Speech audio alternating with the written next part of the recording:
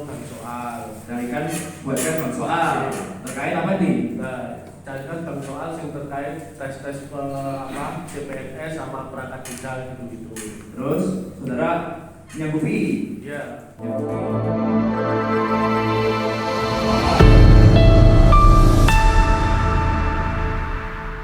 Universitas Islam Malang, Unisma, sebagai pihak ketiga dalam penyelenggaraan ujian pengisian lowongan perangkat desa massal di Kabupaten Kediri 2023. Secara umum, sebenarnya hanya dipinjam bendera.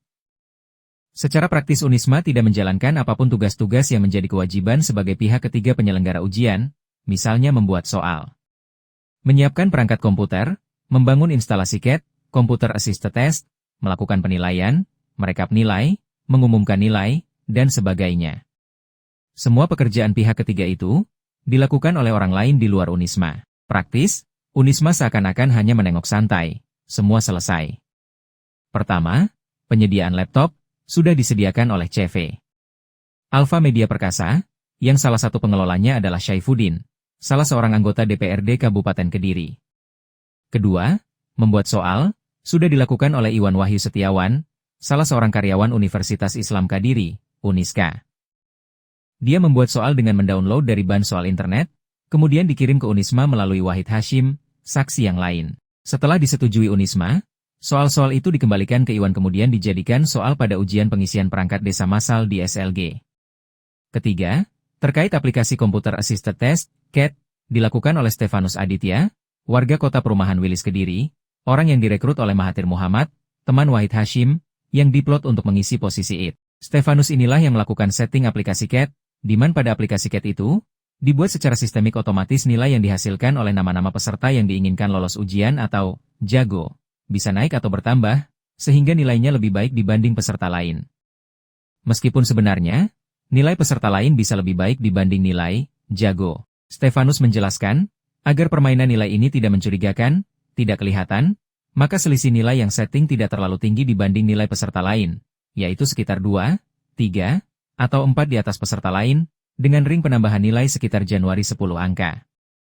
Mintanya begitu, ujar Stefanus.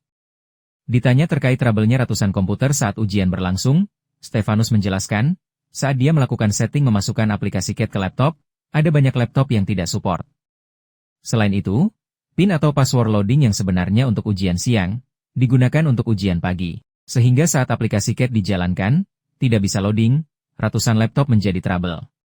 Sebenarnya, Stefanus sudah menyarankan agar dilakukan uji coba dan validasi sistem aplikasi CAT yang dia sematkan itu, sehingga bisa diketahui jika ada yang error.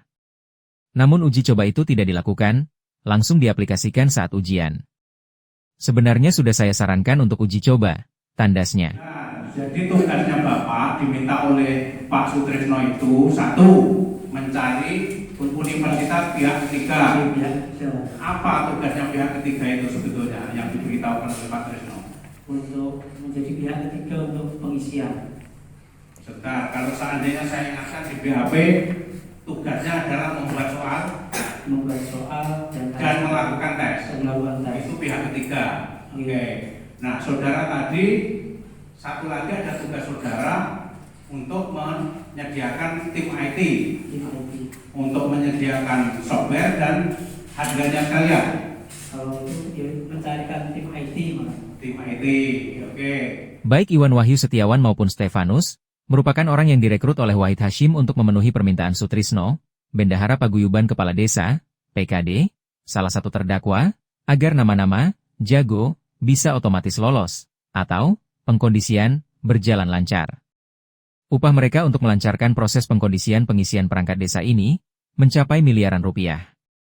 Wahid Hashim sebagai semacam koordinator lapangan, mengaku salah satu uang hasil dari pekerjaan ini diberikan ke guru spiritual atau kiainya sebanyak 200 juta rupiah.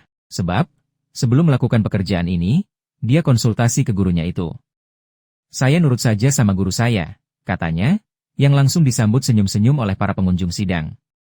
Seperti diberitakan sebelumnya, kasus dugaan suap pada dugaan kong kali kong pengisian perangkat desa massal di Kabupaten Kediri, 2023, yaitu pengisian perangkat desa di 163 desa, 25 kecamatan, dengan 320 lowongan perangkat desa, seakan menjadi semacam pesta uang bagi pejabat. Sebab, Diduga uang mengalir kemana-mana. Kini, kasus tersebut sedang disidangkan di Pengadilan Tipikor Surabaya, dengan terdakwa Imam Jamin, Kades Kalirong, Kecamatan Tarokan, Darwanto, Kades Pojok, Kecamatan Waites, dan Sutrisno, Kades Mangunrejo, Kecamatan Ngadiluih. Kalau seleksi perangkat kelihatannya belum pernah. Pernah. Jadi kan Bapak sebelumnya sering ada MOU. Kalau perangkat Ya. belum pernah berarti.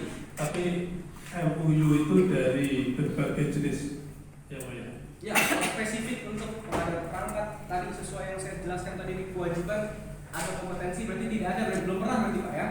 Kalau seleksi mahasiswa kita lakukan, tapi kalau untuk perangkat desa masuk belum pernah. Seleksi masuk ke kampus saudara. Iya.